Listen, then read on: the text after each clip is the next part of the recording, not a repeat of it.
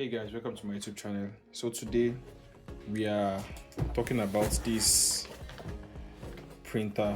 This is the Pixma TS3355 inkjet printer.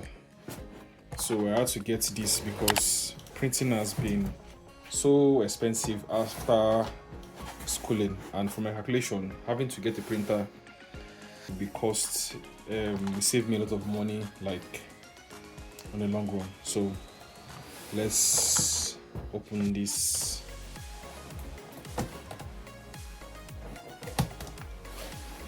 So I never knew printer were this expensive because this printer costs about £45. I thought I could get a good printer for at least less. I saw some used ones, but I didn't want to go for a used printer.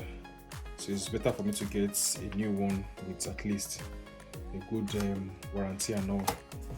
And checking reviews of printers after digging and searching for the type of printers I actually need for my day-to-day printing jobs, A4 printouts and the likes. This happens to be the one that's fit into what I need.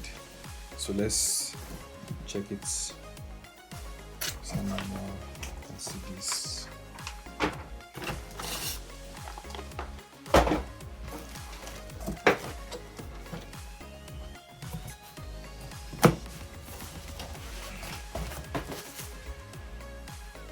So what you get in the box of the printer, so the user manual for the printer. So we'll put this one aside. This is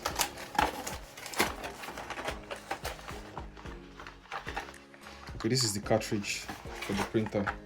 This is black and white. This is the colored, and the cartridge number is 545 for black and white, and colored is 546. Power cable. Okay, just two types of power cable. So it doesn't come